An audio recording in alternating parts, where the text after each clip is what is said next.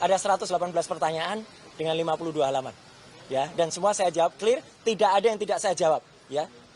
Pakar telematika, Roy Suryo, telah menjalani pemeriksaan di Polda Metro Jaya terkait kasus dugaan pencemaran nama baik soal tudingan ijazah Presiden Joko Widodo. Dalam keterangannya usai diperiksa, dengan semangat dan penuh percaya diri, Roy Suryo menyebut ia menjawab 118 pertanyaan yang diajukan penyidik dengan tuntas. Ia menegaskan tidak ada satupun pertanyaan yang tidak dijawab. Roy menjelaskan sebagian besar pertanyaan seputar data diri, latar belakang pendidikan, hingga profesinya di bidang telematika. Selain itu, penyidik juga menanyakan 37 tautan atau link yang disebut terkait kasus ini, namun ia memastikan mayoritas tidak melibatkan dirinya. Hanya sedikit yang menyinggung namanya, dan itu pun sifatnya sangat minim. Dalam pemeriksaan, Roy mengaku ditanya mengenai aktivitas media sosial, namun ia menegaskan tidak memiliki akun dan tidak pernah membuat unggahan, termasuk di YouTube. Ia juga menegaskan kemunculannya di televisi semata karena undangan sebagai narasumber, bukan inisiatif pribadi.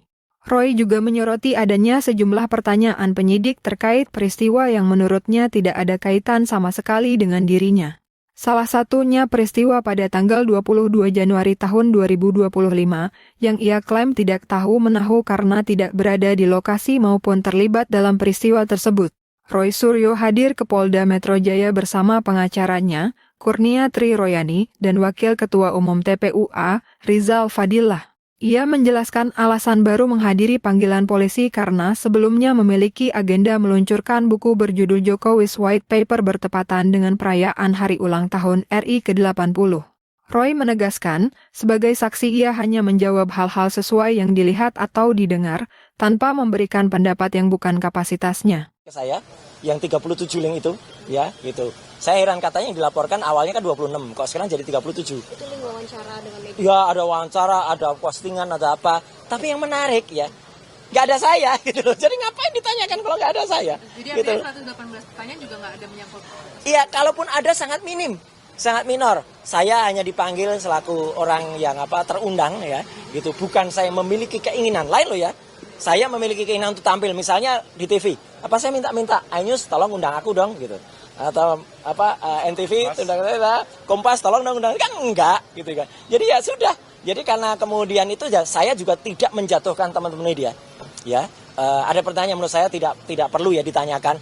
Idenya dari siapa, temanya apa, siapa produsernya. Ya saya nggak ngerti kok produsernya siapa ya kan. Gitu ngapain aku harus menjatuhkan teman-teman. Jadi teman-teman jangan khawatir. Ya, kita harus kompak. Ya, jangan mau juga media dan para YouTuber itu dipersalahkan ya.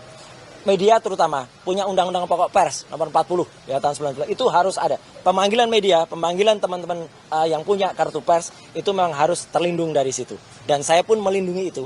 Saya pun juga menyatakan tadi dalam berbagai, dan itu pun termasuk yang saya tulis di dalam buku Jokowi's White Paper ya. Saya jelaskan soal Declaration of Human Rights, saya jelaskan soal posisi pasal 28F di Undang-Undang Dasar 45, saya jelaskan soal kebebasan informasi publik, Undang-Undang Nomor 14 tahun 2008, termasuk juga bagaimana Undang-Undang informasi dan transaksi elektronik.